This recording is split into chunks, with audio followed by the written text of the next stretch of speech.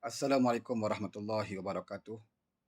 Salam perjuangan, salam reformasi, salam harapan kepada semua rakan-rakan yang sempat bersama dengan channel YouTube saya, terutamanya kepada rakan-rakan yang sedang bertugas bertungkus lumus di Pilihan Negeri di Melaka. Terlebih dahulu saya nak ucapkan tahniah dan juga syabas kepada semua anggota pasukan keselamatan, polis dan juga tentera dan juga mereka-mereka yang telah pun mengambil bahagian di dalam pilihan raya negeri Melaka ini, di mana pada siang tadi, ya, pada hari Selasa 16 hari bulan, telah pun dimulakan dengan undian awal bagi anggota pasukan keselamatan dan juga undian pos. Jadi difahamkan lebih daripada 80% pengundi-pengundi awal telah pun melaksanakan tanggungjawab mereka masing-masing, dan majoritinya adalah anggota pasukan keselamatan tentera yang berada di sekitar negeri Melaka. Saya mengucapkan syabas dan tahniah kepada anda yang telah pun mengambil bahagian untuk melaksanakan tanggungjawab bagi memilih wakil rakyat di kawasan anda masing-masing. Dan tentunya saya memberikan penghargaan yang setinggi-tingginya kepada anggota pasukan keselamatan yang telah pun memberikan undi kepada calon daripada Pakatan Harapan di tempat anda masing-masing. Kerana ini adalah tanggungjawab kita, terutamanya bagi warga anggota pasukan keselamatan yang sudah pastinya mereka tidak boleh dikawal dengan mudah, ya, dengan propaganda yang telah pun dimainkan oleh pihak-pihak yang tertentu untuk mencetuskan suasana yang tidak baik bagi negeri Melaka. Dan sudah pastinya saya percaya anggota pasukan keselamatan telah pun membuat pilihan yang bijak, di mereka boleh kenal mana satu permata, mana satu kaca, ya, mana satu kerajaan yang mereka lihat betul-betul berjaya mentadbir negeri Melaka, ya. Kerana sebelum ini kita telah pun lihat pengalaman daripada pentadbiran kerajaan Melaka di bawah kerajaan Pakatan Harapan, di mana saudara-saudari tentu faham bahawa kerajaan Pakatan Harapan itu bukan dijatuhkan oleh rakyat, kerana rakyat amat menggembari, ya, cara pentadbiran kerajaan di Melaka di bawah YB Adli mewakili Pakatan Harapan di Melaka. Namun oleh kerana beberapa sikap tamak rakus kuasa di kalangan pimpinan-pimpinan UMNO Barisan Nasional dan juga Perikatan Nasional, mereka telah pun mengkhianati mandat yang telah diberikan oleh rakyat Melaka, termasuk juga mandat yang telah diberikan oleh anggota pasukan keselamatan pada PRU 14 yang lalu.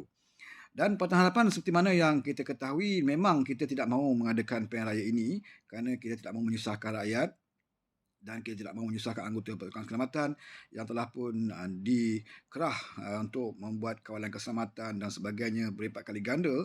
Mereka terpaksa melakukan tugas bagi memastikan pilihan raya ini berjalan dengan baik. Ya, di mana sepatutnya pilihan raya ini tidak perlu diadakan kerana kelazimannya di beberapa buah negeri telah pun kita saksikan, di mana apabila satu kerajaan itu jatuh akibat hilang kepercayaan, maka dia akan diangkat menteri besar ataupun ketua menteri daripada kumpulan yang majoriti. Tetapi ini tidak berlaku di Melaka.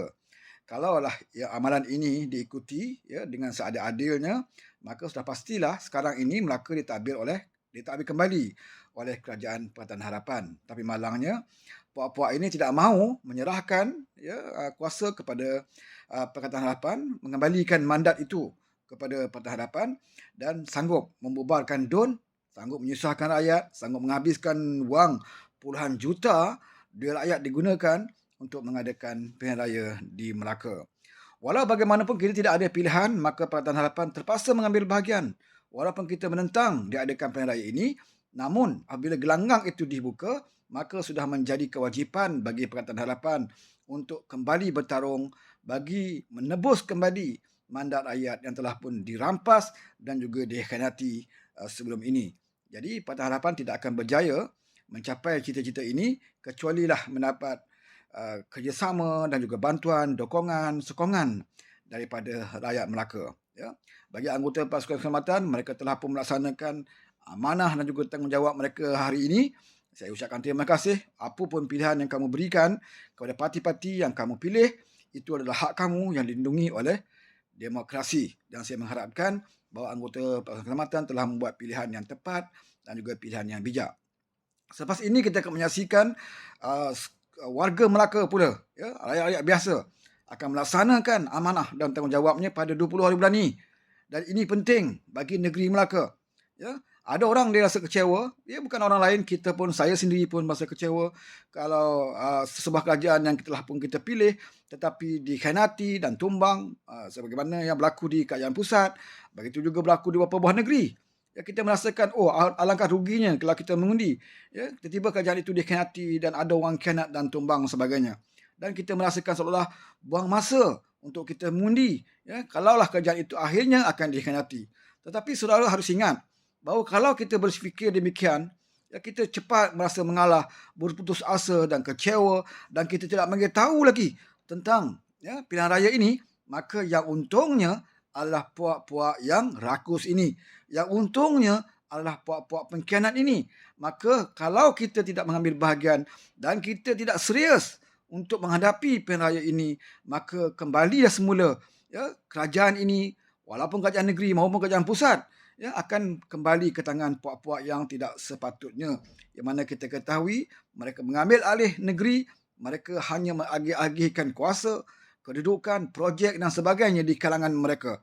Ya, sedangkan masalah rakyat tidak diatasi dengan sebaik mungkin, dan apa sahaja, ya, yang diperlukan oleh rakyat mereka abaikan. Hari ini kita lihat, ya, tentang harga balangan yang naik, baru-baru ini harga ayam meningkat dan sebagainya, tetapi mereka tidak heran, saudara. Ya, mereka memikirkan apakah mereka mampu untuk terus berkuasa dan menjadi kerajaan.